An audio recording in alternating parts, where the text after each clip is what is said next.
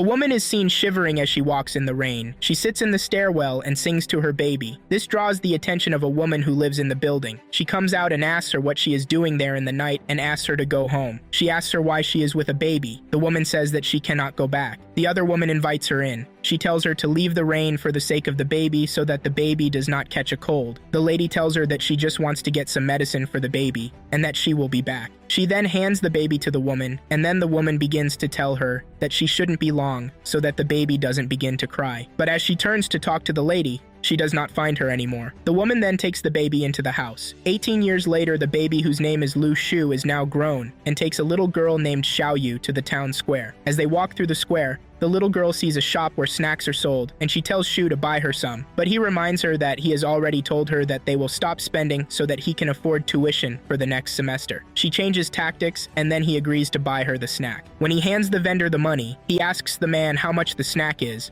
and then realizes that it is way more than he had expected, so he tries to retrieve the money from the man, but the man doesn't let him. So the little girl takes the snack with glee, then she thanks Shu and offers him some to eat. He thanks her and tells her he will take only one. As they keep walking through the town square, they hear a couple talking about people doing magic. They talk about a kid who can emit blue light from his palms, and a man who can carry 2,000 kilos. Lu Shu thinks to himself that there is a lot of talk about superpowers. Xiaoyu drags Lu Shu towards a magic display so they can watch it. When they get there, they realize there is a crowd around the shed already. They struggle to see the stage from where they are, but they are too short to see from the back. The little girl suggests that he carries her on his neck, and he tries to do so, but he tires out soon after she gets on his neck, and so he sets her down. They are not satisfied being at the back, so he drags her through the crowd to the front of the stage. As he gets to the stage, the magic in the performer's act catches him and excites the pendant that he has been wearing from the time of his birth. The performer is using fire magic, and the act leaves him puzzled, wondering about the type of magic the performer uses that is so powerful and enchanting.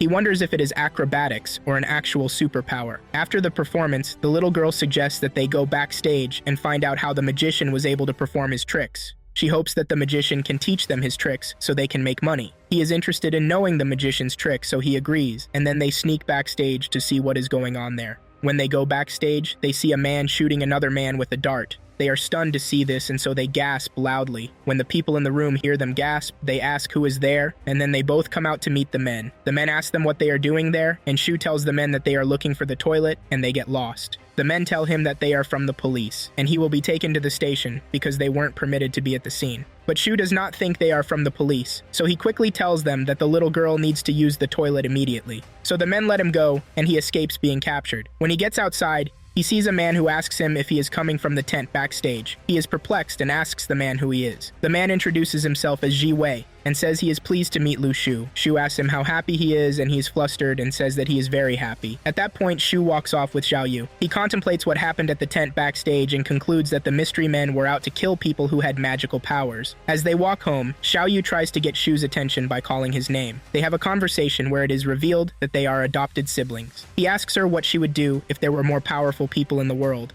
She says that she would be stronger. He laughs and tells her that it is easy to say, but it makes sense. She tells him that she will protect him as he is the only one who can cook for her. They stop and greet an elderly woman brewing medicine, and Xiaoyu wants to taste it, but Shu drags her away. They get home in one piece, and Xiaoyu watches television where the reports are of people discovering magical powers. He tells her to stop worrying about others and that he will make noodles. When he checks the drawer for noodles to make for dinner, he finds none. So he tells her that he will go out and buy some so that he can make dinner for them. She then tells him that she would prefer instant noodles because his noodles do not taste nice. She then realizes that she is hungry and needs a snack to start with, so she asks him to give her the nut that was the pendant of his necklace. He removes the pendant and walks towards her. When he is close enough, he hits her forehead lightly with it, and then tells her never to think about it again. When he does this, she begins to cry. But Shu doesn't like to see her cry, so he offers to buy the instant noodles she wants, and then heads out. As he walks to the shop, it begins to snow, and his mind is filled with thoughts of Xiaoyu, who has been with him from the time when he was in the orphanage home. When he was being bullied and alone, she stood in for him and intervened in her way as a child. She was always there for him when he was sick. He remembers when she ran away from the orphanage to live with him.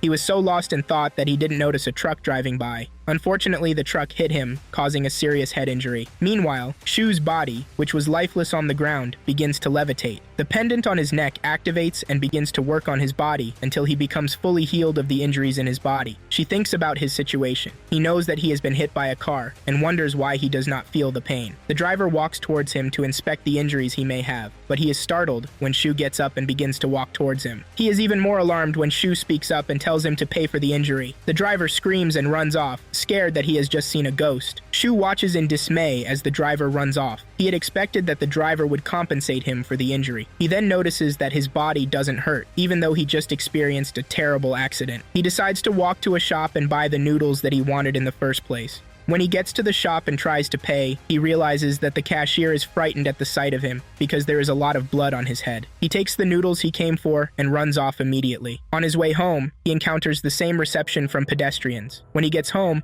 Xiaoyu notices the blood on his body and asks what happened to him. He explains that he was hit by a car and there is no damage. She thinks he killed the driver and he dismisses her and goes to take a bath. In the bathroom, he examines his body more carefully and notices that truly there is no injury on his body. He sees a strange glowing sign on his palm. When he gets out of the bathroom to wait for Xiaoyu to finish cooking the noodles, the strange sign in his palm opens a portal before him. He begins to contemplate if he also has superpowers like the people in the news. The portal has a game-like interface, and he notices that all the people he had encountered after his accident had experienced some negative emotions, which translated to coins in the game. The minute he notices this, he tells himself that he will cause more people to have more negative emotions, so he can grow stronger and richer. So he calls on his sister outside and begins to annoy her so he can acquire more coins. He checks to see what the coins can get or do, then he realizes that the coins give him a chance to play a raffle. He tries the raffle, and although the first few spins do not give him anything, he gets a rejuvenating apple in the next spin. He bites into the apple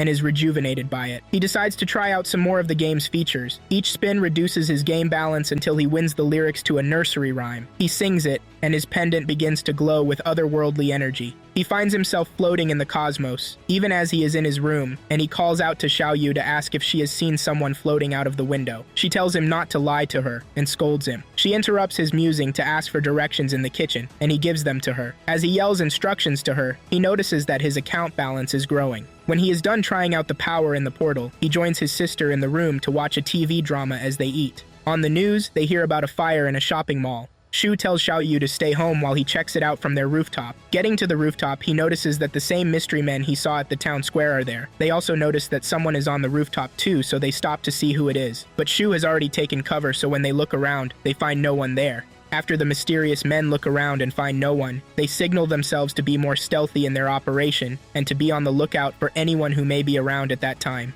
Meanwhile, Shu recognizes the men to be the same ones that he met backstage on the day of the magical performance, and he becomes scared. He remembers that his sister is in the room and that he has to get her, so he begins to climb down the ladder to head back inside. But the men who recognize him when they see him stop him in his tracks and ask what he is doing there. He tells them that he lives there and that he was out to get the foodstuffs he dried on the rooftop. He then shows them the foodstuffs he had dried, and then they conclude that he is telling the truth. After that, they tell him to head inside, because it is not safe to be out at that time. As soon as he enters the house, he drops to the ground, scared to think about what they may have done to him. He then asks himself if they sense his magic, or if he was the one who sensed them to the point of climbing the rooftop. At that moment, Xiaoyu walks up to him and asks him who he was talking to outside. Shu is about to answer her when they hear something drop outside their house, so he tells her to wait inside while he goes out to check what just happened. When he gets outside, he sees that a man just fell from their rooftop to the ground. He walks closer to inspect the man, but he notices that his sister has come outside even though he told her not to. Together, they examine the man. Shu asks himself if the man was the one that started the fire, or if he was running away from the mysterious men while Xiaoyu pokes at the man with a stick. She asks what they should do. He runs through some options with her, and when the man hears them, he becomes annoyed, which adds coins to Shu's treasury. This makes Shu notice that the man was pretending to be unconscious, and Shu uses this opportunity to keep saying annoying things to the man so that his coins increase. When the stranger cannot take it anymore, he gets up and asks for water. Shu scoops snow and offers it to the man. The man blows the snow away and asks Xiaoyu for help. Shu pushes him back down and annoys him some more. The man takes hold of Shu's hand and unleashes fire magic. He tries to burn Shu, but it doesn't work. The man tries to backtrack after he sees that his antics are not working on Shu. Shu offers to call him an ambulance, but he declines and leaves the compound. Xiao Yu inspects Shu's hand where the man tries to burn him. She teases him, and he sends her to do the dishes. He is amazed that she didn't see the mark on his palm. He opens his game interface and purchases celestial fruit, which launches him into the Milky Way, where he witnesses awesome things before coming back to his body. When he comes back, he finds that he can lift his bed with one hand. He hears the news reports and says that he will collect the negative emotions. He picks up his phone, and Xiao Yu teases him about missing a class reunion, and he gives her a lecture. He provokes his classmates on their group chat and earns negative energy points. He sends Xiao Yu to do her homework. In the morning, he goes to work at the stall in the square when his classmates walk past him. He begins to feel bad as they walk by because they don't say hi to him, as they are embarrassed by him. The man in charge of the stall tells him to stand tall anyway and not be embarrassed that he is making money legitimately. After that, another set of schoolmates walks by, but these are more hostile. They begin to bully Shu, asking him if he will be able to make it to school after work, and if he, his little brain, will assimilate anything in class after work. Shu tells him that if he is so bothered, he should buy the entire bowl of snacks so he wouldn't have to waste time selling and then get back to school quickly. The boy is dismayed to realize that his attempt to bully Shu has turned against him. He tries to tweak his statement so he won't have to pay for the eggs, but Shu is adamant. In the end, he gets out a gold card to pay, but a lady seeps in to help him and pays for the snacks instead. Her name is Chao Qingqi, and the bully thinks they are working together. Shu explains that they are not working together as the girl walks away. When he gets to school, he notices that the students are talking about some other students whose magic was awakened. There is a video circulating about the 6 classes of awakened people. Shu watches it and identifies himself as being on level F. After watching it, he announces that someone is awakened and his classmates are eager to know who it is, but he makes them annoyed. One of their classmates walks into the class to announce to them that someone in school just got awakened. He says it is Li Qi, and he has taken his argument with the teacher to the roof. Shu rushes to the roof and asks for information about the situation. One of his classmates tells him that the boy's awakening happened because of a blood test. Shu sees those mystery men in his school heading for the roof. He follows them, but on the way there, he meets the girl who had paid for the snacks. He is impressed to realize that the girl has superpowers and that she hides them so that nobody would know. When he gets to the rooftop, he sees that the boy with the superpowers is holding one of the teachers in his hand, about to throw him off the building. He talks to his class president and then thinks of a way to harness the negative energy from the students on the rooftop. A teacher reminds Li Qi that there will be legal liability for his actions, and he says that because he is underage, he is not liable for anything. Shu tells him that he is wrong and quotes the criminal code to him. This makes everyone upset. The guy is so scared that he doesn't realize the police creep on him and save the man from his grip. His classmate walks up to him and expresses how impressed she is that he always acts out of deep wisdom. He says that he just wanted to help. He gets to the class and sees the mysterious men in his class. They are there to take blood samples and find out who has superpowers in their blood. He tries to run away from them but ends up being the first person whose blood is taken. On his way home, he feels Xiao Yu's negative energy. He gets home and sees that his Aunt Lin is talking to the stranger that met him at the town square after he encountered the mysterious men. The guy is thanking her and telling her that she should give her husband some of the medicine he brought and they would notice some changes. The guy walks up to him and extends his hand for a handshake, but Shu waves it off again and walks off. Shu enters the house and finds Xiao Yu down with a headache and fever. He puts her to bed and she asks for baked potatoes. He tells her that he bought it for her and asks her what caused the fever. She tells him that she washed his clothes with very cold water, and so she developed a fever afterward. He is unhappy to see the state she is in, so he promises to buy her some medicine and leaves the room. When he leaves the room, he doesn't go out to buy medicine. Instead, he opens the portal and tries the spin a lot of times, until he eventually gets a fruit that can make her feel better. He goes into the room and gives it to her. When she eats it, she notices that it is an unusual fruit, so she asks him if he has a superpower, and if it is growing fruit. She asks what the fruit does, and he tells her that it is used to shape ability. She says she wants to awaken with him. He tells her that he will find a way, and then leaves her. Before he leaves, he asks her if she has done her homework and begins to scold her for not doing her how to annoy her, and to add more coins to his treasury. In school the next day, his classmates announce that they have heard rumors that some of their awakened course mates will be transferred to another special class. They begin to make guesses at whom they think would have been awakened from the result of the blood test. After a series of guesses, they conclude that Shu will not be one of the students who will be awakened. But while they speak, their teacher walks in and announces to them that some of them will be joining a special class. He then tells them to listen to their names and follow the me teacher if they hear their names. The last name that is called is Shu's name, and the whole class is surprised to know that he is awakened. Meanwhile, in another place at the same time, Two creatures land in a certain area, targeting each other. One of the creatures tells the other that humans are responsible for the ruins, and the other agrees, but he tells him that he will not let him leave without dying. So they begin to fight, and it turns out that the one that accused humans seems weaker than the other. The teacher announces that they will have a new student joining the Dao Yuan class, whose name is Zhang Shui. He tells the student that with the arrival of a new student, the seating plan has changed. The girl beside Shu asks the teacher to tell the new student to come sit beside Shu as she doesn't want to sit beside him. When he comes to sit beside her, they notice that he looks feminine, even though he is a boy. He says hello to Shu, and Shu does not accept his greeting. He greets Shu a little more politely, adding that he is a man. Shu uses this to taunt him, making him annoyed and getting more coins into his treasury. In the evening, they are summoned to the actual class, where they have to show an ID before entering. When they get into the class, Shu sits with them, and Shifei begins the class. He says he wants to teach them about cultivation. Shu recognizes him as the man from the carnival and the roof of his house. First, he asks them if they know the sodium-potassium alloy.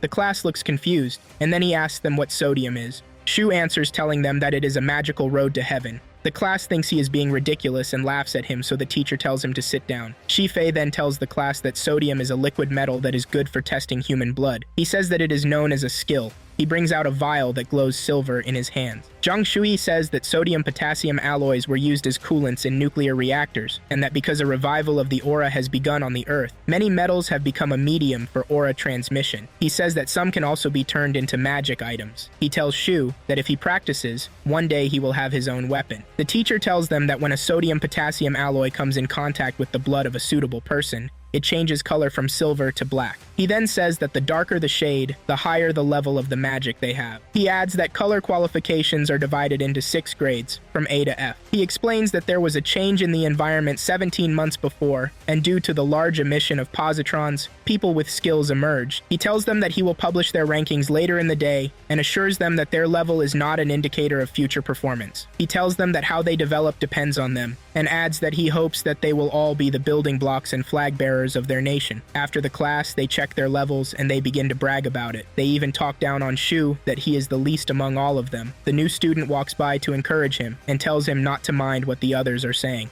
He tells him that with persistence and qualifications, he can achieve something even as a level F. Shu tells him that he is right. The boy asks him if he doesn't get angry when they make fun of him, and he asks him why he should mind, and then he posts something to annoy them on the group chat, and then gets more coins in his treasury. When he gets home, he takes out a fruit from the portal and eats it. He realizes that he only started eating the fruit at the time of the blood test, and so that explains why his level is lower. But after he eats it, he realizes that it is the last fruit in the portal. He checks to see if there is any other item on the portal, and he finds that there is food there too. When Xiaoyu sees the food, she leaves hers and rushes to Shu's side to eat the tofu he got from the portal. She asks him if the portal can give him something else aside from tofu because she wants to eat pancakes and any other fruit. He then tries to give her what she wants, but after many trials, he is unable to, so he gives up while Xiaoyu taunts him. The next time he tries, nothing edible comes out. Instead, a scroll comes out and enters Xiaoyu. When this happens, he realizes that Xiaoyu has just been awakened. He asks her if she notices something new, and she opens her eyes to see herself standing in the cosmos. More of that power enters into her, then she begins to squeal in delight, knowing that she now has superpowers.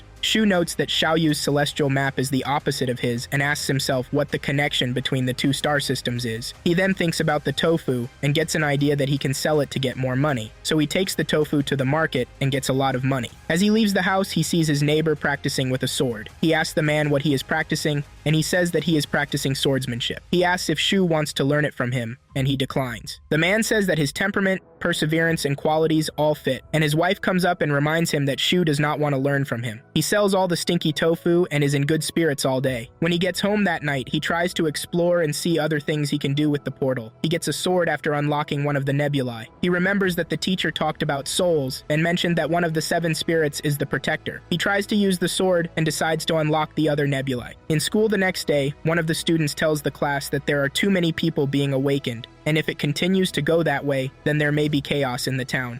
Shu asks Shuyi what is happening, and he tells him that there is a post on the forum that says that 3 awakened men robbed the safety deposit box of a bank. One of the students even suggests that they form a band that would act like vigilantes and protect the land from awakened criminals. He comes to taunt Lu Shu, and Lu Shu strikes back, earning him more coins. In the night, during their special class, their teacher, Mr. Fei, teaches them to use their spirit stone to control their magical powers. When Shu goes back home, he practices, but he notices that his celestial map is violent, so he says that Shifei's teaching is not working. On his way to school the next day, he sees his neighbor practicing again. The man asks Shu if he is interested in the sword technique, but he just walks away. In school, he asks Shuyi to teach him how to control his magic using the stone. Shuyi explains the root chakra to him, but it doesn't work. During the break time in school, the class head challenges Shu to arm wrestling and Shu accepts. But while they engage in arm wrestling, Shu wins in the wrestling and thanks him for helping him to realize his powers. When Shuyi hears about it, he asks Shu how he awakened, and he says he did so by arm wrestling with the class leader. Shuyi advises him to report to Shifei, as spontaneous awakening gives him access to more spirit stones. He then asks Jiang what class Mr. Fei belongs to, and he tells him that he is part of the Earth Network. He explains the hierarchy of the rankings. That night,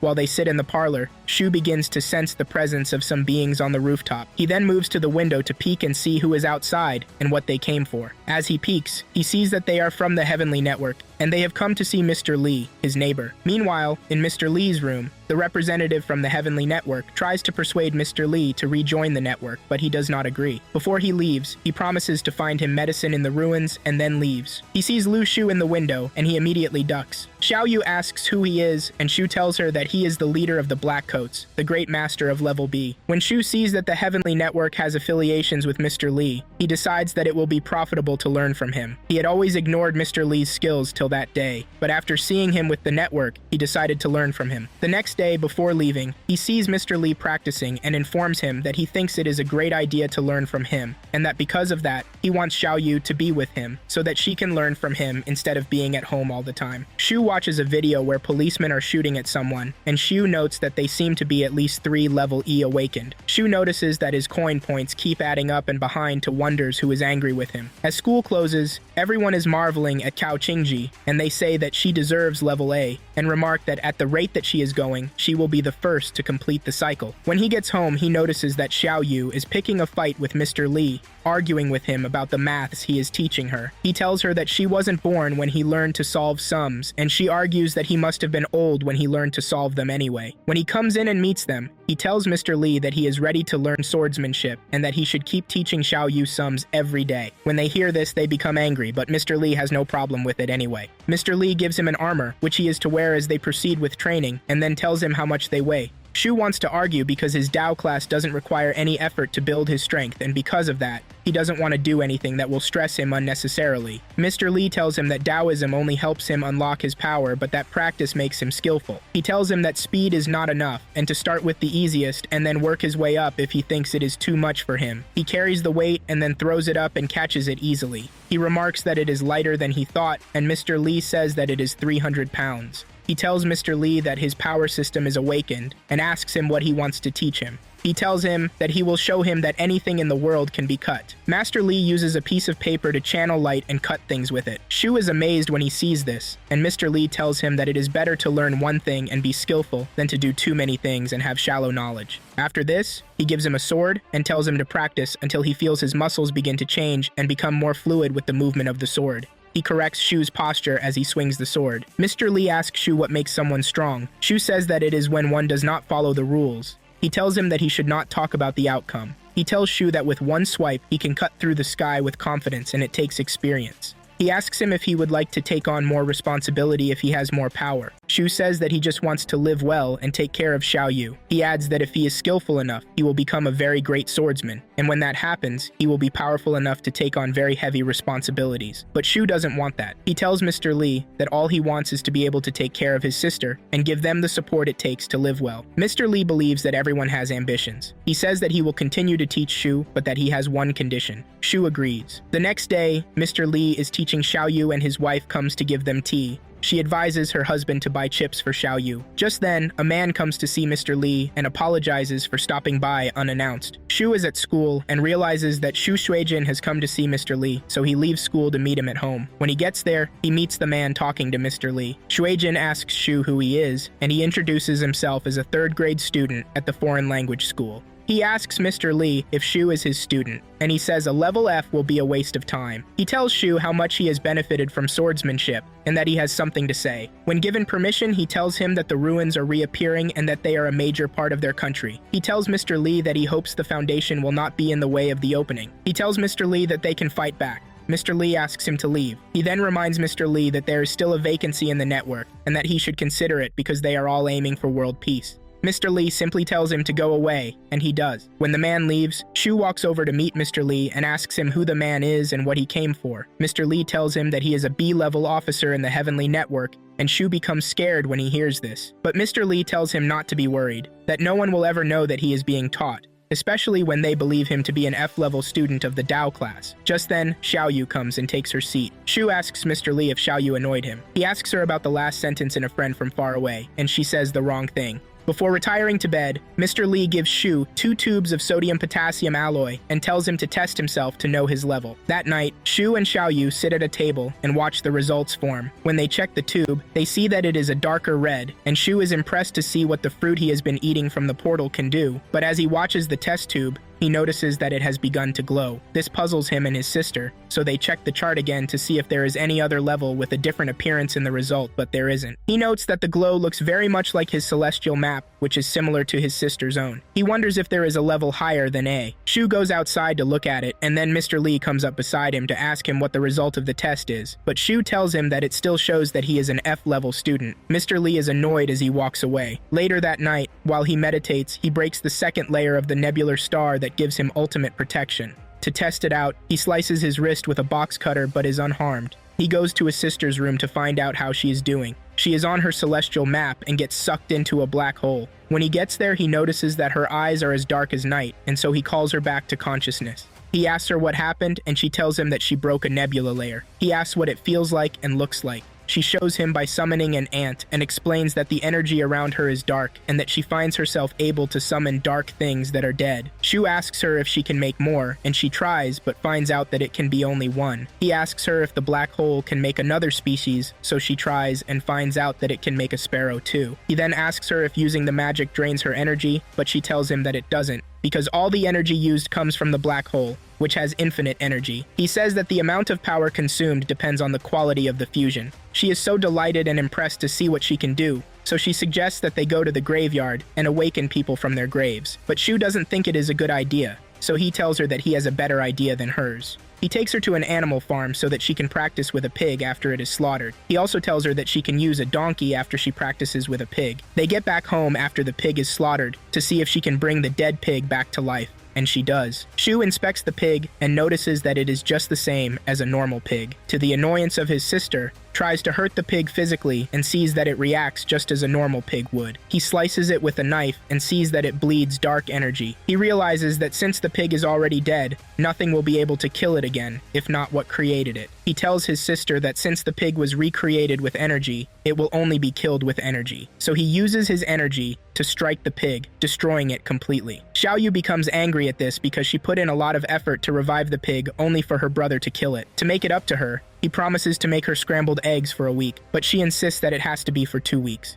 He makes scrambled eggs for her that night as she watches the news. She eats it all and asks for more. He promises that he will continue to make scrambled eggs for her because he is pleased that she is happy. He wonders if they will be able to buy the house. He senses the presence of some creatures fighting in the town, so he tells his sister to stay inside and then makes his way out to see what is happening. But before he gets to the door, his sister runs to him, hugs him, and tells him that she will go with him because she feels the creatures. They set out together, leaping over roofs until they get to the cause of the commotion. They see the mysterious men and see that there is a level D awakened person. Mr. Fei is fighting alone against some enemies while Shu and Xiao Yu watch from a high bridge. The rest of Mr. Fei's people come to join him as he fights, and they have a standoff on the bridge. One of his team members burns the opponents, but they retaliate by causing an explosion. The police arrive and try to take charge of the situation. Shu sends Xiao Yu back home and she tells him to come with her. As she leaves, he goes closer to the action. He thinks that the network is going to mount a siege and is impressed by them. They break into the opponent's hideout. The enemies contemplate their next line of action and consider surrendering just to stay alive. The gang leader tells them to head for the mountains and says that he will cover them. The gang leader carries the others and runs through the flying bullets and knives. A knife gets him in his stomach, rendering him weak for a moment. But when the Heavenly Network sees that Shu is present in the scene, their attention becomes divided. Shu tries to make an excuse for his presence at the scene, and the network tries to catch him. They use all their powers against Shu. It makes the gang leader realize that he stands a chance, so he begins fighting again. The network fights against Shu, but they are no match for him in any way. He beats all the members of the network, and then the gang leader comes to attack him, but he erupts with power and beats him up too in a split second. Just one punch from Shu breaks all the bones in the man's hand. Shu ascends to his celestial map after. He runs away from the scene of the fight after seeing all the people lying on the ground. After beating them up, he heads home to Xiao Yu, who hugs him after waiting for him for so long. She asks him if he is hurt, and he tells her that he is not. He then promises to take her out for some goodies. She is distrustful of his motives and tells him so. This flusters him, and she decides to leave with him. As they are about to go out, Mr. Li asks where they are going. Xiao Yu tells him they are heading into town to have dinner in a late-night eatery. Shu asks if he would like to come with them, but he tells them to take care of themselves and stay out of trouble because the night is not a peaceful one. When they go out, they head to the rooftop, and then Shu tells her to use the sparrow to scout the road and see if there are any suspicious figures on the road. He then looks through the portal to see what he can find in there. He notices that fighting with someone can spur negative emotions in you, and he understands what level of opponent that he can deal with. Xiao Yu reports to him and tells him that there are no suspicious activities. He then tells her to wait for him where she is until he asks her to join him. He then goes into the street to scout the place and texts her when it is okay for her to join him. When she joins him, he asks her if she can feel the energy of dead people in the area, and she affirms. She says that she feels the energy of 2 men.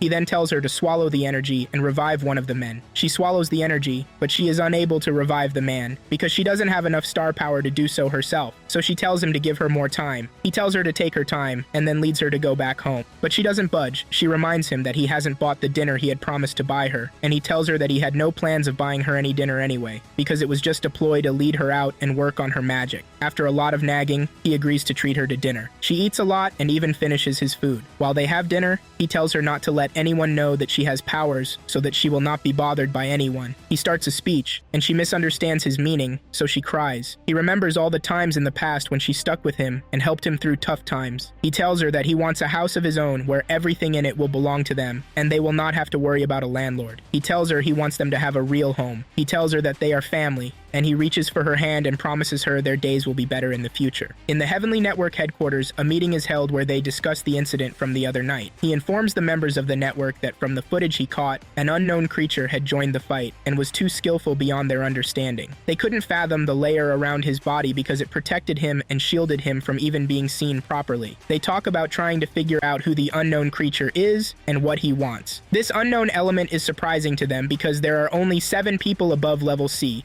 in both the Heavenly Network and the Earth Network. One of the members of the network stands up to tell the rest that there will be an appearance of another ruin and that the most likely location is Luo City. He petitions them to let him go and assures them that it will not interfere with the opening of the ruins. They permit him, but they tell him that he must be undercover and not do anything that would make anyone identify him. Before leaving, he asks to know how strong Mr. Li is so that he can know what he is about to deal with. They tell him that he is very strong and that he will never be able to stand against him in a fight. They tell him to watch for level C, and he brushes their concerns off. The man surmises that the level C is still a teenager. The next day, Shu notices while selling his tofu, although he is getting a lot of money selling tofu, he is not getting a lot of coin points because people are so satisfied with the tofu that they have no negative emotions to feel. He then decided to use a rule that no one can buy more than 1 serving of tofu. That way they are angry that they cannot get more, and at the same time, he can get the money from the sale of the tofu. He says that he might be able to buy a house with all the money he is making from the sale of stinky tofu, but realizes that getting tofu from the portal is making him lose his lottery points. A man comes to ask him if there is more tofu, and he says no. The man is annoyed, and Shu gains negative energy points, so he begins to tell people that there is no more tofu in more dramatic ways, so they can be annoyed and add coin points to his treasury. The guy who was appointed to go to Lu's town steals money from a girl he just spent the night with, and then sneaks out of the room. Meanwhile, Xiao Yu goes to Shu's room to wake him up from sleep and tell him what she has just done. When he wakes up and opens the door, he is met with the walking corpse of the man he had asked her to raise, and the sight shocks him. When she sees that her brother is shocked, She reminds him that she told him she only needed 1 day. He inspects the corpse and then flinches when the corpse raises a hand at him. This makes Xiaoyu giggle. He asks her if she can control the corpse's power, and she says that she can, that she just thinks it up and he does it. She says that the corpse belongs to a strong man and asks Shu if he wants it to hit him. He tells her that the corpse is a level D awakened and any force can ruin the house.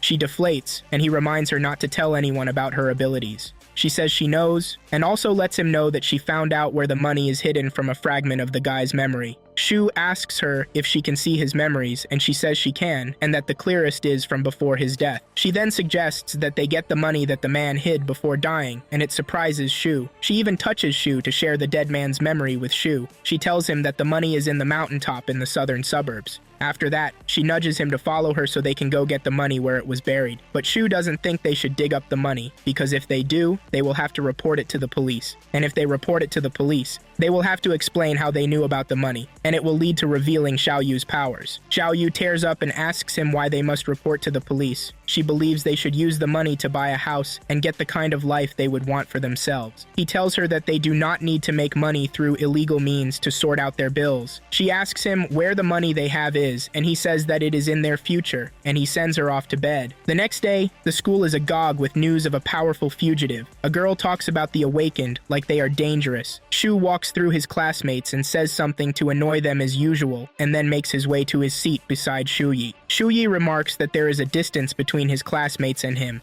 and he laughs it off. Shu asks Shuyi if he thinks that the fugitive is a different person. Shuyi gives him an explanation about power surges when people die related to a large number of antiparticles. The friend tells him that there has been a release of great power in recent times, and though it is a magical phenomenon, scientists think it is linked to the surge of antimatter and provoked the sudden power surge, which people called the mass awakening. He then tells Shu that humans are not the only ones who experience this awakening. It can be seen in animals and plants too. He mentions that the source of the power is yet to be found, and that such places are called blessed lands. He says that the energy is called spirit, and a place with abundant spirit is called a blessed land, and most of it is bought by the rich. Shu asks if there is a more valuable intellectual resource, and Shuyi brings up spirit stones. He also shares a rumor that spirit stones will be delivered to the academy, and a heavenly leader will come personally to distribute them. Mr. Fei is in his office and thinks about a volcano and a fight that happened between Heavenly Received and the rebels. He gets a call where the speaker tells him about a fight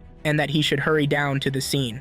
The public address system at the school comes in, and the speaker tells them that the day of the inauguration of the new director has come and instructs them to gather at the sports field. But they wait for a while and do not see the new director, so they begin to make a fuss. After a while, the director comes in, explaining that he went in search of his money and got caught up with the police. When he sees the students all lined up at the sports arena, he asks why they are not in their classes, and the old director tells him that they are there to receive a speech from their new director. He doesn't want to speak to them, so he makes up excuses, but in the end, Mr. Fei makes him give a speech. He laments about his money and Shu says something that annoys him. After listening to the speech, the students observe the new director and note that he must be a very interesting person. Later that evening, while meeting the special students, they show them the video and ask if the students will have been able to fight them. Director Lee introduces himself and tells them that he is their new immediate supervisor. He tells them about the suspicious person and asks the students to notify him and Shi Fei if they see the person. He tells them that they will receive resources for cultivation every month. Shi Fei hands out the stones and shares them by rank according to their level of magic practice. After the class, Shu meets Xiu and asks him how much the stones can be sold for, but Zhang tells him that the stones cannot be sold because the network made sure that every spirit stone is numbered and forbidden to trade them.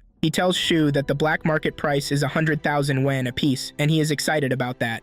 Xiu helps him find a buyer for the stones. Shu increases the price of the stones and manages to sell them. Shu then thanks Zhang and walks away. Shu remembers how he begged to be able to afford chips for Xiaoyu as he walks home. At home, Xiaoyu solves sums while Mr. Lee supervises her. He gets impatient when she doesn't get a particular question right, but Lin, his wife, walks in and tells him that he should not be impatient with her. She then offers a plate of steamed sweet potatoes for her to eat. While they speak, Director Li Yiqiao from the school jumps into the compound. Mr. Li asks him what he is doing in his house, and he says he just came in to visit. But Mr. Li, who doesn't seem pleased with the visit, asks Xiaoyu what happens to a friend that comes from afar, and she says that he is to be flogged and scourged. But he pleads that they should not harm him because he only came to ask a few harmless questions. He tells them that he went to the mountain and that they found skeletons that could run and jump, and they speculate that it could be equivalent to a level E awakener. So he asks Mr. Lee if he has any clue as to what happened. But Mr. Lee tells him that he shouldn't worry because the Foundation will not intervene in the affairs of the network. Director Lee then tells him that he shouldn't be offended or take things personally, and that he will keep sending him medicine. After that, Director Lee asks him if he knows about the sudden appearance of a C-level awakener who knows how to use the sword. This makes Master Lee uncomfortable, so he asks if Director Lee thinks it is one of his guys, and he says no, that the practitioner may not even be a swordsman anyway. When Mr. Lee speaks with his wife, he tells her that he is bothered about the sudden appearance of a practitioner who can use the sword. Shu, who had already seen that a visitor was in the house through his portal, comes back home and tells his sister that he has something to tell her, but she too has something to say. They simultaneously start talking, and then Xiao Yu opts to speak first. So he listens as she asks what the Heavenly Network is, but instead of answering, Shu falls into deep thought. At Master Lee's house, his wife tells him not to be angry at Xiao Yu, and he tells her it doesn't matter. At Shu's house, Xiao Yu asks him what he wants to tell her, and he tells her that he bought her a phone, and that the next day, he will make payment to the landlord to purchase the house. The news makes Xiao Yu so happy that she bursts into tears and gives Shu a big hug. At night, Shu enters his celestial map and realizes that he now has enough power to get his sister out. His sister, on the other hand, is having a trance of her own, where a dark energy seems to enter into her body. The next day, he sells tofu to the new director. The director finds his face familiar, and he tells him that he is a student of the Dao Yan class. The director says that the stinky tofu is his and free. If that is the case, he offers to take care of his problems. The old man beside Shu takes offense at this, and makes the director feel bad for wanting a suffering student to give him a portion of his livelihood for free. Director Lee cries and gives him all his money. Shu gives him his change. Shu tells the old man that he is the new director. After selling the portion he had for the day, he prepares to go home. But first,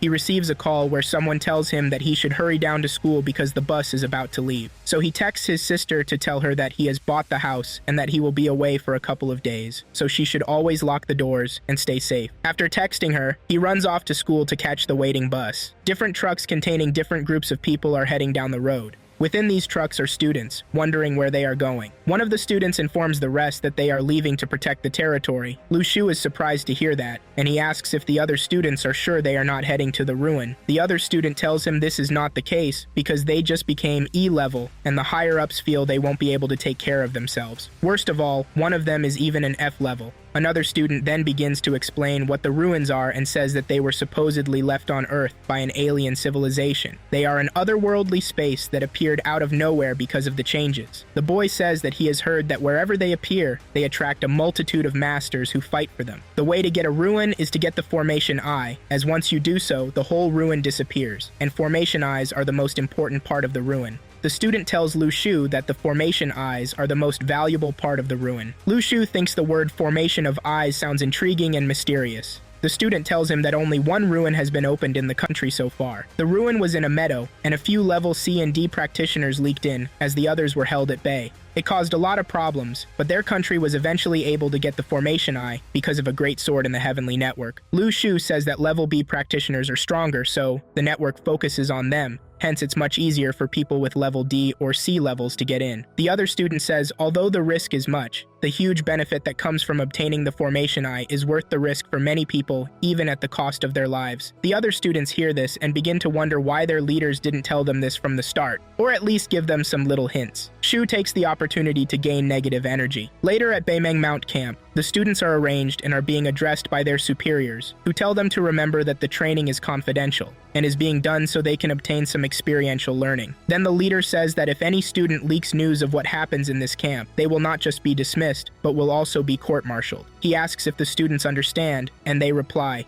yes, and then they are dismissed. As the students walk down, they start to smell food being cooked. They see another group of students sitting down. Then they are told that tonight they will eat first before the others, and then afterward, they will go to their tents to get some sleep. A student tries to say the group is not hungry yet, so the other set can be given food, but the officer dismisses his suggestion. Afterward, the group goes to get their meals from the canteen. Lu Shu gets his meal, and while he is walking away, he is cornered by some bullies, but he walks away. At the makeshift mess hall, a big student steps over the food of the rest, seeking special treatment. He requests for a seat and is given one. Lu Shu gets annoyed at the boy's display and walks over to him. He tells him to stand up, and the boy replies that it is no of his business. Lu Shu gives him a slap, which incapacitates him, and because of this, he has to be carried back to the tent. The leader sees the student but doesn't say anything as he feels it's his fault. Shuyi commends Shu's punch, and Shu tells him that he is impatient and will smack anyone who annoys him. He gets Shuyi's food and eats to his delight. He asks him why he has to come so far, and Shuyi tells him that spiritual energies are stronger in the ruins, so they are good places to practice. At night, while the rest meditate in their tent, Lu Shu steps out from the tent in search of a good place to practice.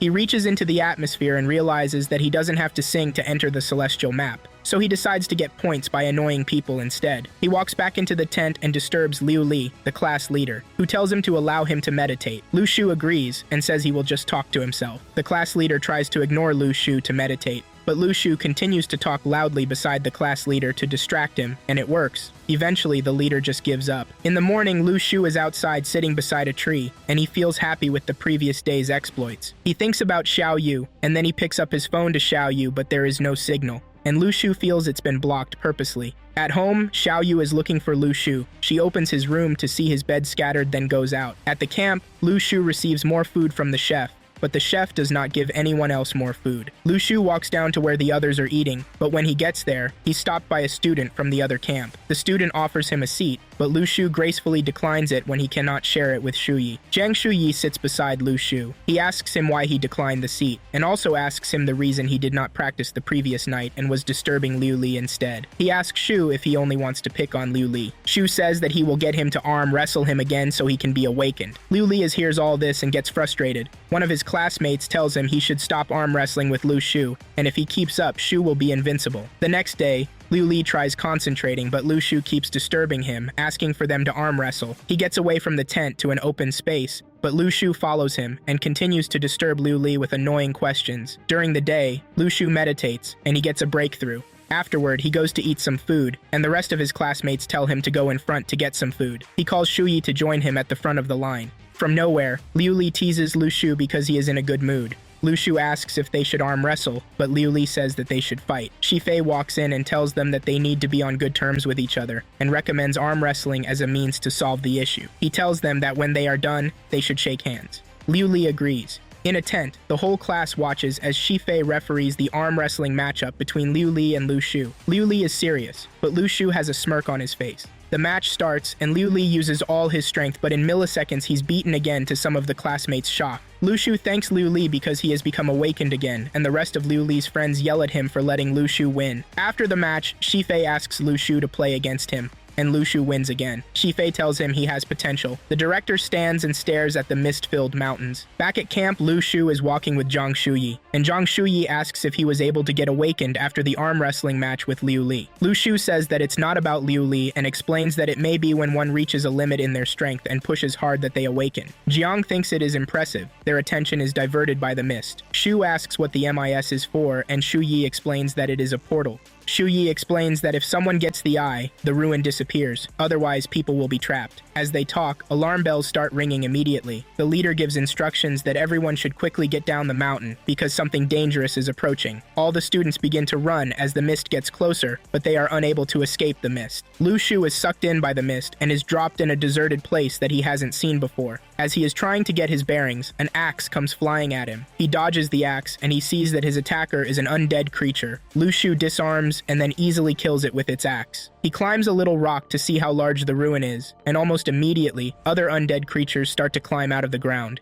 He sees some other students who are running from the undead creatures, and Lu Shu summons his strength to go aid them. He deals with all the undead creatures, but one gives him much more trouble. The other students only stand and stare at him. Afterward, he asks what their plan is, and they say they plan to stay put since their location is safe. He tells them that it will not always be safe, and asks what they will do if he has to leave. They ask him to stay to protect them, but he tells them he won't be able to. Lu Shu then tells the other students that it's not always safe, and as they walk, the students should look out for movement underground and then run. The zombies are not fast, and they also stop after a certain distance. He adds that if they come face to face with the undead creatures, they should cut their heads off, as that is the only way to kill them.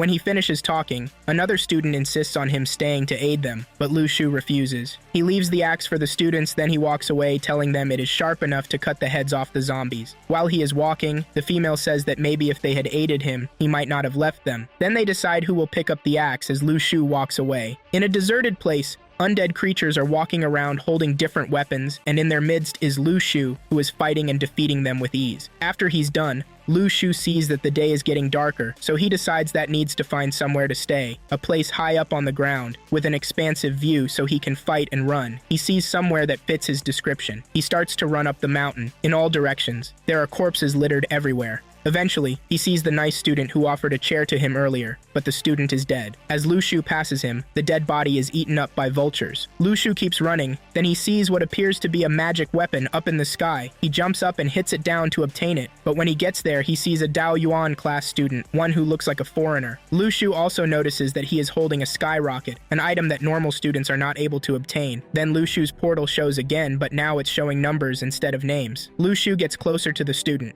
and the student hides the weapon behind him. Previously, this student was given this weapon so that when he's in the ruins and far from the rest, he can use it as a signal to call his colleagues nearby. Lu Shu looks at the student and decides to harness his negative energy. The boy asks him if he is also a Dao Yuan student and introduces himself as Chang Huan Yue. Lu Shu keeps lying about who he is. He introduces himself as Liu Li from the Dao Yuan class of Nanyang City. The other student says he's from Nanyang also, so Lu Shu has to say he's actually from Zhumacheng. Lu Shu asks the other student some questions that make him doubt Lu Shu, questions like where he got the rocket from. Lu Shu apologizes for hitting his skyrocket down, and he explains that he thought it was some sort of magical treasure in the ruins. The boy says that his school gave him the rocket and asks if Lu Shu has one. He sees the sword with Lu Shu and then asks to have a look, and both of them walk closer to each other. At the last moment, Lu Shu pulls it back to Chang's surprise. Chang tells Lu Shu that he needs to go find his peers since he is the class leader. He tells him to find a place to hide. Chang tries to get away, but Lu Shu lies that he is also the class leader of his class, so he wants to accompany Chang. Chang asks him if he shouldn't be looking for his peers, but Lu Shu says he wants to help Chang find his mates first. Lu Shu feels Chang is very much like Lu Liu and doesn't want to let him go when he is so much fun to mess with. Lu Shu follows him, and Chang tries to get rid of him, but Lu Shu keeps up. They run for a while and end up in the midst of a crowd of zombies. Chang asks Lu Shu to hand him his sword so he can clear the path. Lu Shu agrees, but when the time comes, as they are running, Lu Shu pretends to hand the sword multiple times to Chang, till Chang misses his step and falls. Lu Shu then behaves like he is scared as he runs away from the zombies. Chang is annoyed, but he controls himself and he uses his dagger to avoid the zombies. He runs to catch up with Lu Shu.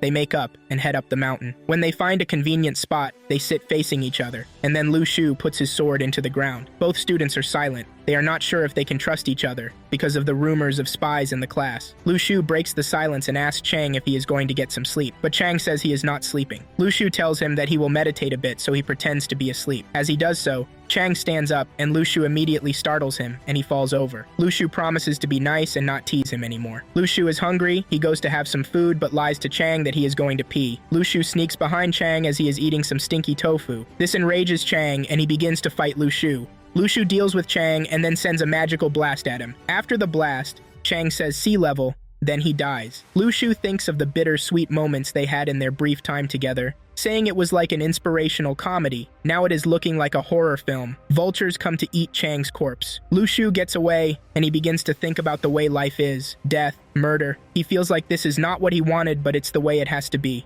All around him are bones of people who've died in various ways, but he has to keep going. Lu Shu picks up the pace and wishes Zhao Yu was there with him. Finally, Lu Shu reaches somewhere with flowers and plants. He sees a tree with some green apples, and he climbs it to get to the apples. The squirrels on the truth go mad. They are screaming at him. They have some intelligence, hence they can generate negative emotions. Lu Shu is happy about that, and begins to throw the apples on the ground to generate more negative energy. The squirrels are mad at him. They throw some nuts, but it does not hurt Lu Shu. Then from within the tree, a massive squirrel steps out. It carries a large rock and throws it at Lu Shu, but it just misses him. Lu Shu tries to explain his predicament to the creatures, but they do not care. They haul stones and nuts at him till he runs away. Lu Shu eats the apples as he runs. They help him to reduce thirst and reduce hunger. After some time, Lu Shu finds water, sits down to rest. He wonders why he has not seen anyone, even though he's gone round the ruins. At this point, he runs into some wolves that chase him around for hours. He is happy that he is gaining points from them. As he runs from the wolves, he crosses into squirrel territory, and they pelt him with stones. He tries all he can to evade the wolves, but it does not work. One of the wolves injures him, and he tries to heal it with magic, but it does not work.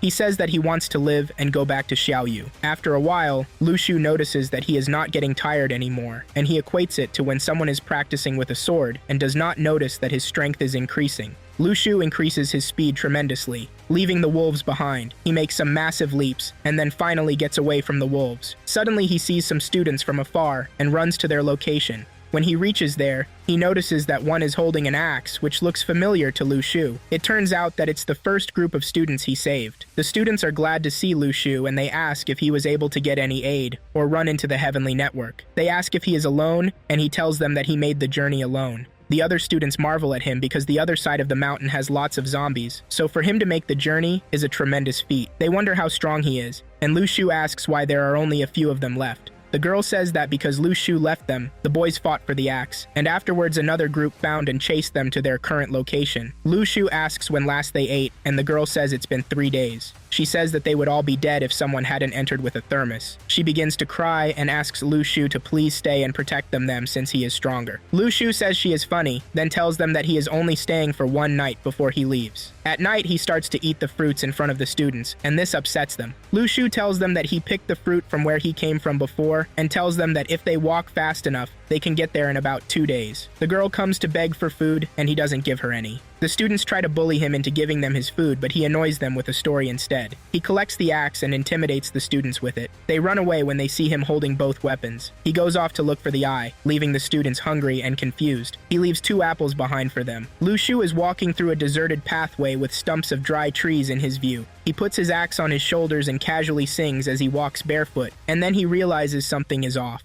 He hears the hoofbeats of a horse galloping closer, and he readies himself. A skeleton on a horse attacks him with a spear, but Lu Shu holds it off. The skeleton keeps pushing the spear closer and closer as Lu Shu uses his full strength to resist. He looks into its eyes and sees that the skeleton has emotions. The horse neighs and the skeleton screams. Lu Shu has his back against the wall, but he uses his willpower to fight back. Suddenly, Lu Shu smiles and then uses the momentum of the skeleton against it to push it down from its horse. Unfortunately for him, more skeletons appear, led by a centurion skeleton. Lu Shu tries to escape, but the centurion tells the archers to fire arrows at Lu Shu. Lu Shu dodges the arrows, hides behind rocks, uses his reflexes, and survives. After some time, the centurion tells the soldiers to stop. Then they leave Lu Shu and go on their way. The soldier who first fought Lu Shu is upset because Lu Shu got away with its spear after their fight. Lu Shu is excited by the spear as it makes him powerful. Lu Shu gathers his axe, sword, and spear. The skeleton soldiers continue their journey. Just ahead of them are other students who are scouting to see what is going on. They lament because they know that it will be tough to fight the skeleton. Their weapons cannot hurt them, so they go to search for their leader. They see 2 skeletons that appear different from the rest. Then they ready the snipers to attack immediately. One of the students feels something is off because he wonders why the leader of the skeleton army will go out of his way to look different from the rest. Another student tells their leader that he thinks it is very likely that the skeleton just lost its weapon. Then he complains that if not for the lack of heavenly network, he will have the ability to defeat the zombies. The leader remembers sometime in the past, and then he tells the rest that the heavenly network has their hands full with some sea levels that slipped into the ruin. He tells them that if they run into the network, they should follow them. The snipers get in position and they fire at the wrong zombie thinking it's the leader. They jubilate briefly, then they realize they shot the wrong zombie. The real leader is still alive, and he instructs the archers once more to attack the students. The archers pull their bows and fire. The students retreat and are lucky to escape unharmed. Later, the students try to think about what happened before. They wonder why the rest of the zombies were unfazed when they killed their leader. One of the students thinks they did not kill the leader. Another adds that the zombies have become more wary of their presence. A student draws their attention to someone hiding on the other side.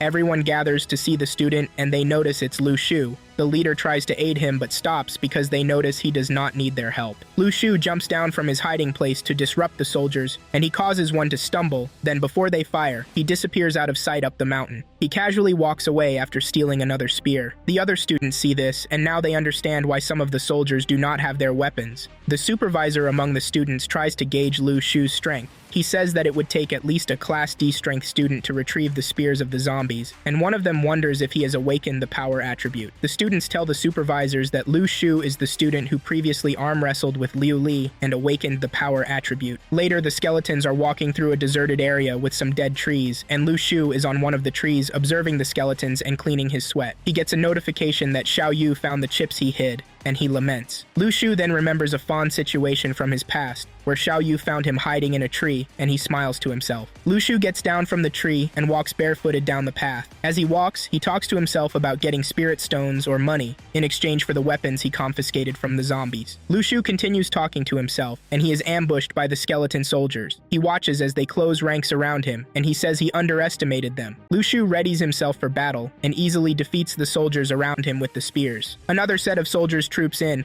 but it changes nothing. Lu Shu can evade, counter, and kill the skeleton soldiers. Back home, Xiao Yu is throwing some darts at a picture of Lu Shu. Then she picks up some dirt he left behind, and she screams that Lu Shu is bad. She's searching for some potato chips when she finds a strange box with many other smaller boxes. Once she opens all of them at the center, she finds potato chips, but a note is attached to it from Lu Shu, telling her that she should wait until he comes back to eat the potato chips. Xiao Yu smiles to herself, then she drops the potato chips back where she found them. Beside Xiao Yu is her phone. She's messaged Lu Shu a bunch of times, but she has not gotten a response. At the ruins, the supervisors and the students are walking around looking for Lu Shu, but he is nowhere to be found. One of the supervisors wonders if Lu Shu has already reached the center of the ruins, but the other says that it can't be that fast, and he asks if the scout they sent out is back. The scout is not back yet. They are still searching for other survivors, but they will report immediately if they see Lu Shu. The leader says the rest should prepare for battle in the afternoon, else their food supplies will run dry. The group wishes Lu Shu was part of their team so things would go smoothly. They keep walking, then they reach the site of the previous battle, where all that remains are the corpses of dead zombies. The group looks around, but to their surprise, there are no bloodstains or signs of clothes tearing. They come to the conclusion that whoever fought the creatures had an absolute victory. The students begin to wonder if it's Lu Shu that did this, so they check and see that none of the zombies has any of their weapons. Immediately, a scout returns and says that there were 9 cavalry zombies guarding anyone entering the core area in front, but they turned around to start pursuing someone. Immediately, the leader draws up a plan of what the group should do. At the other end, Lu Shu is climbing up a high mountain with his hands. He casually goes up and enjoys himself. When he reaches up, he checks his notifications, then he gets excited because he notices that his star power has increased tremendously in a short time. Lu Shu takes in a gold rose, and then he feels massive power surging through his body. The other group watches out for some cavalry zombies, and he tells his people to protect the Dao Yuan students. The leader says he's glad because they have not noticed any cavalry zombies. They suddenly appear, and the captain tells the others to hold their positions. Then as they watch, suddenly there is a burst of light from the sky, and a strike immediately hits a zombie. They are shocked. Then 3 more strikes come from the sky, and from up above, Lu Shu appears. The supervisor says the rest should go help him quickly, and they race down to aid Lu Shu. As Lu Shu fights, the rest get closer, but they stop suddenly when they witness his power. He easily dispatches the zombies as they watch. Then he tells the rest to relax because he has helped them to get rid of the zombies. The students stare in amazement. Lu Shu goes around picking out weapons from the skulls of the zombies. Then a supervisor of the group that's been watching him asks him if he is Lu Shu. On hearing this, Lu Shu is surprised, and he asks the supervisor how he knows his name. The supervisor tells Lu Shu that his fellow students recognized him. The man goes on to tell Lu Shu that he and his men are just ordinary soldiers of the Heavenly Network, so he should not worry because they won't touch his weapons or armor. After things calm down, the soldier asks Lu Shu if he is acting alone. Lu Shu answers in the affirmative, and then he asks why the soldiers were hiding. He wonders if they can even take on cavalry zombies. The soldier smiles, then he asks Lu Shu why he is collecting so many weapons. Lu Shu smiles and says that there are still many zombies. He looks around to see that there are many people around him, but instead of giving out the weapons freely, Lu Shu starts offering them off for sale. He starts to market the weapons and makes an impromptu weapon stall. He tells everyone that if they want the sword, they will have to pay for it. So people gather themselves and start bickering about Lu Shu's way. After some time, the soldiers begin to exchange some of their goods for weapons, as Lu Shu laughs happily. Different students decide to offer their goods in exchange for a sword. A student steps up and offers Lu Shu some money for equipment, but Lu Shu gives him a weak one. The student is shocked as to why he is being treated like this, but Lu Shu explains that in the previous fights, the student hardly put himself in harm's way, so he does not need a strong weapon. Lu Shu forces him to accept the rusty old axe he's given. Lu Shu uses the axe to show it's not so weak, and afterward, he says that he has gotten rid of this ugly axe. The other student hears this and gets peeved. All of the students, the Heavenly Network soldiers, and Lu Shu walk down a pathway between 2 giant mountains with the soldiers of the Heavenly Network and Lu Shu leading the pack. The soldier asks Lu Shu if he can help him carry the weapons, but Lu Shu refuses. The temperature of the place drops as they walk. The students are worried about what might lie ahead of them. Lu Shu thinks that they are getting closer to the core of the ruin, and the soldier tells him that they are. Lu Shu asks if there are a lot of casualties, and the soldier says that most of the dead are Heavenly Network members. Lu Shu says that they gave their lives to protect the students and asks if it is worth it. The soldier tells him that if he is wondering whether it is worth it, he has already lost. Lu Shu wonders what is at the core of the ruin. Later, they set up a campfire and everyone gathers around, trying to make the best of their situation. Lu Shu looks around and notices everyone is down in the dumps and injured. Then Lu Shu gives them some of his apples to share, and when they eat, the soldiers immediately feel stronger and full. The students who were sitting separately see all this unfold, so one of them gets up to ask Lu Shu why he did not give any apples to the students. Lu Shu says that he already knows why he did not share it. Lu Shu tells the students that they are Class F students, and apart from that, when fights come, they are always under protection from other people, and asks what gives them the right to request food. Then a student emerges from the others and shows Lu Shu a watch and asks him to please trade it for some food, and Lu Shu agrees. He gives him an apple, then the student shares with the rest. Suddenly, voices begin to come from above, and ghost-like creatures emerge, and everyone huddles up. The students scream in fear while Lu Shu watches and wonders what these creatures are, as the energy they emit reminds him of the energy that escaped from Xiao Yu's body. The sword within Lu Shu is drawn to the monsters, but Lu Shu stops it from emerging. One of the creatures tries to attack Lu Shu, but it notices that Lu Shu is not normal. The corpse dog within Lu Shu scares it, and the others away. The students shriek in fear, and Lu Shu begins to smile because he has noticed the creatures are scared of the corpse dog, the sword within Lu Shu. The students then continue their journey. Lu Shu wonders if they've reached the center of the ruins, because at the center of a massive hole, other groups are waiting. The students reconcile with one another and trade stories. One student narrates how he was cornered, but Chao Qingqi saved him. The student says that the girl who saved him had awakened, and after she had defeated the cavalry soldiers, she left some of the weapons for him. The student marvels at her power and calls Chao Qingqi a goddess. Then he notices Lu Shu is holding some weapons. Lu Shu uses the opportunity to market the weapons and tricks the other students into buying them. Then one student tells Lu Shu that he's been called by the soldiers of the Heavenly Network for a meeting. At the meeting, Lu Shu sees Shi Fei, who introduces him to the rest of the people. A powerful soldier, Zhang Yutong, who is a C-level, instructs them on what to do. He tells Lu Shu not to sell his spears. The soldier uses a skill to scout the hole. Afterward, he tells the rest that the hole is 100 meters deep, but there is another hole in it. He says that the ruins are extraordinary, as there is more power in the hole than anywhere else. He tells them that he thinks there will be changes, so they are waiting. Lu Shu goes and sits on his own to watch. He finds out that there are 9 spies, but doesn't know who exactly they are. Suddenly, a tree starts to shake as someone uproots a tree. The strange man is Master Li, by a Heavenly Network soldier. Li takes most of the fruits, and he distributes them to the other students. From the tree, an angry squirrel emerges, and it attacks Lu Shu, but Lu Shu finds a way to calm it down. A Heavenly Network soldier asks Li where he has been, and about the status of the C-level soldiers. He tells them that the soldiers are dead, but they managed to take out the enemy. He notes that almost all their C-level soldiers have been taken out by the enemy. The squirrel cries and Shu calms it down by giving it fruit. Then Zhang Shuyi calls out Lu Shu's name. He hugs his friend and tells him that he is glad he survived. Zhang Shuyi tells Lu Shu about everything he went through, and afterward, Lu Shu hands him one of his spears and tells him that he made money by selling weapons. A group of soldiers see this happen, then one tells another to go get a weapon from Lu Shu. The soldier approaches Lu Shu and tells Lu Shu to hand him 1 spear on credit. Lu Shu refuses, then suddenly gets a notification that the person before him is a spy. After the refusal, the soldier walks away annoyed as Lu Shu and Zhang Shuyi watch. Master Li calls everyone and tells them that they should rest because tomorrow they will all go down the hole. He says he knows what will happen down there and tells them to follow him as they will be successful and bring glory to the country. His soldier mentions that he thinks that they need a detailed plan, but Master Li brushes him off.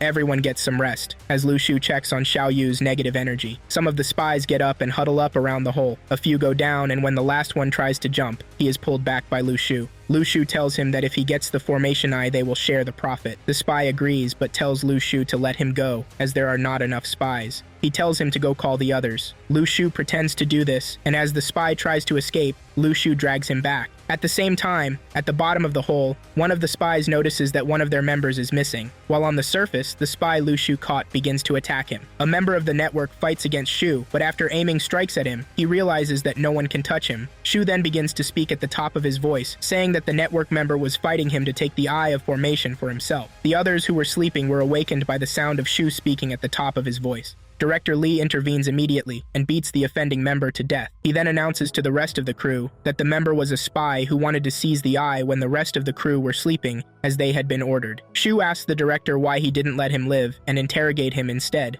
but the director ignores him. Director Lee then speaks to Mr. Shi and gives him instructions for the next order of operations. After that, Mr. Shi gathers everyone together and addresses them, telling them to be careful with their actions and prioritize the Eye of Formation, because that is the objective of their mission. He tells them to work together and be careful about their actions. Director Lee then meets Shu and asks him how he is not tired of wearing the many gold chains on his body, and Shu tells him that it's not tiring. He tells Shu that he wants to help him carry it. He then tells Shu that he wants to make a deal with him. He reminds Shu that he has already made enough money from the ruins, and that since a new ruin is about to open, he should let him have his way with the ruins, and he will give some percentage of it, 90% for himself and 10% for Shu. He also offers to give Shu unlimited access to the ruins. Shu tells him that he is just jealous that he made money in the ruins, and that he is stingy in his offer. He adds that it must be a 50-50 split for him to accept the deal. Master Lee storms off at that, and Shu makes him accept the deal. Shu packs up all his earnings and gets ready. Later, Director Lee addresses the team and tells them to follow him as he is a generous man. They descend into the cave and Shu is surprised to see it lit with a cool green light. As they walk, a fierce gust of wind comes shooting up from the bottom of the cave. The light in Shu's chest flares at this. They continue their descent and see the dead spies. They look to have killed themselves and they walk past them. A light comes on in the cave, and then a door closes behind them, enclosing them in the cave. As soon as the cave closes, a horde of demonic creatures emerges from the dark and begins to fight the team. Shi Fei explains to the team how to defeat them. Although they attack the other members of the team, they avoid Shu, whom they happen to be scared of. They see the spirits of the dead spies, and Master Lee unleashes his power to defeat the shadows after they kill a member of the Heavenly Network. After defeating the demons, Director Lee asks about the identity of the spirit for clues on what the demon is, and they explain to him that the demon came from the corpses of the dead people they met when they entered the cave, and that the demon absorbs people's energies after death to increase its power. As they speak, Shu senses the presence of the demon beside him and strikes him immediately. But the others are shocked by this, so they ask him how he knew there was a demon there, and he tells them that he just struck in that direction without thought, so he didn't have any special abilities to sense demons. He then proves his point by making them strike in other directions, but the strikes all end up blank. During the while, he thinks to himself that the dark energy is similar to that of his sister, and decides to tread carefully. Meanwhile, another horde of corpses who were soldiers before death enter into the town. The leader of the horde of marching corpses speaks to the team and asks them how they could muster the courage to enter his castle. He then tells them that since they entered the cave, they will have to stay and never return. Director Lee answers the commander and tells him that he needs to know what is inside if he wants them to stay. He then instructs the rest of the team not to attack him, because the spear in his hands might be the formation eye that they have been searching for. He tells them to be careful so they don't tamper with the sword and make the ruins disappear.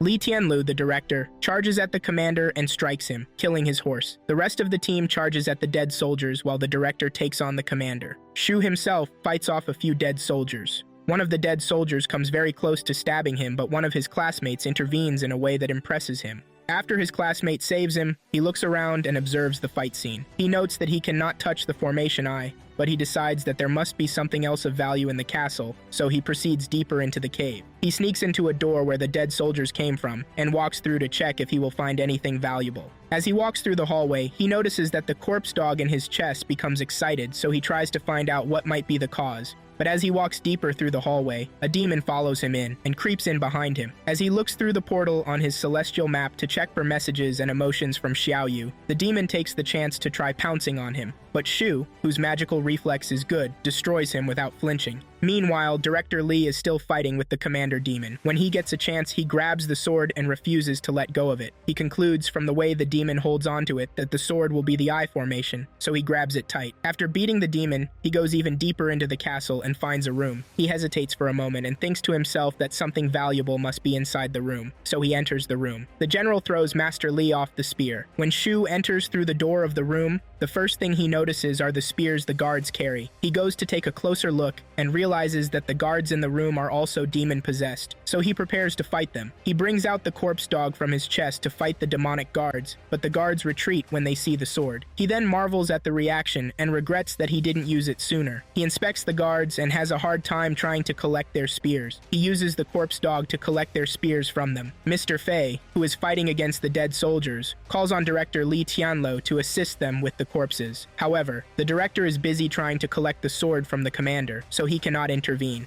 Zhang, who is one of the soldiers fighting against the zombie soldiers, enters into a tight spot with the zombie soldiers. As they close in on him, one of the Dao students charges in and slices through all the zombies. Director Lee is persistent in getting the sword from the commander's corpse, but the commander is bent on holding onto it, so he attacks Director Lee with his spell. But the director breaks the spell and retrieves the sword from him, and although he is concerned that the ruins do not disappear as they are supposed to when he holds the spear, the level A girl kills the zombies and climbs into the ruins and mentions Lu Shu's name. Meanwhile, Lu Shu is still examining the things in the castle. Then he picks up an object that the guarding demons are not happy to see him touch. The general runs to inspect the situation. When he gets to the room, he sees that his guards do not have their spears anymore. As he asks them for their spears, Director Lee comes in and attacks him. He sends the guards after the director and goes away. Outside, the Heavenly Network warriors are exhausted. Li Shu picks the object and the general tries to snatch it. As he does, it falls into Shu's hand and is activated. The last thing the general says is to ask him why he took the seal of the river and mountain. As the seal activates in his hands, an energy begins to suck everybody around into its field. After the seal sucks up all the energy, the villagers notice that the mist that was around the village began to lift and spit out the people that it had swallowed.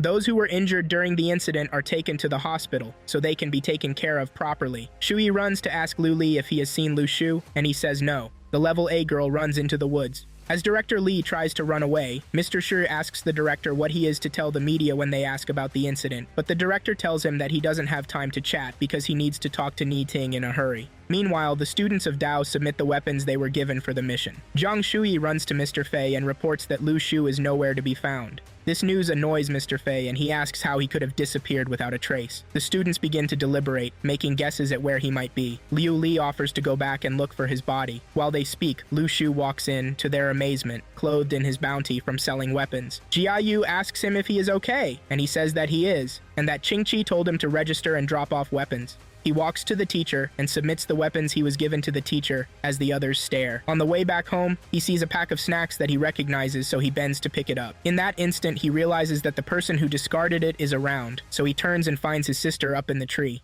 She leaps off the tree and refuses to speak to him. She is so consumed with emotions that she begins to cry. Shu hugs her tightly, and they walk back home together. As they walk back home, Shu tries to intrigue her with stories of his adventures in the ruins, but she doesn't budge. Finally, he promises that he will take her out for a delicious dinner of duck soup with noodles, making her smile. When they get back home, he meets with Lin and Master Li, who welcome him home and extend an offer to practice. He tells them that he is happy to be back home, which is peaceful compared to the chaotic atmosphere in the ruins. He says that if he had not practiced for days, he would have been at a disadvantage in the ruin. They ask if he is hurt, and he tells them that he is fine. He then thanks them for taking care of Zhao Yu, and they tell him that they were delighted to do so. They also mention to him that Zhao Yu went out every night to look for him, and that Master Li always followed her to make sure she was safe. After the couple goes to bed, he calls his sister to show her something he prepared for her from the mission. To do so, he asks her to revive a D-level officer that had died earlier. When she does, he summons energy from his body and forms it into 2 pearls. In his hands, he holds 2 pearls, a light pearl, and a dark pearl. She asks how he has those, and he tells her that it is a long story. She asks him to shorten the story, and so he explains that pearls are food for the energy body, and the black pearl is made by the corpse dog in him, which was formed from absorbed energy and can be used to feed the energy bodies. He then tells her that although he doesn't fully understand the light pearl, he knows that it is special.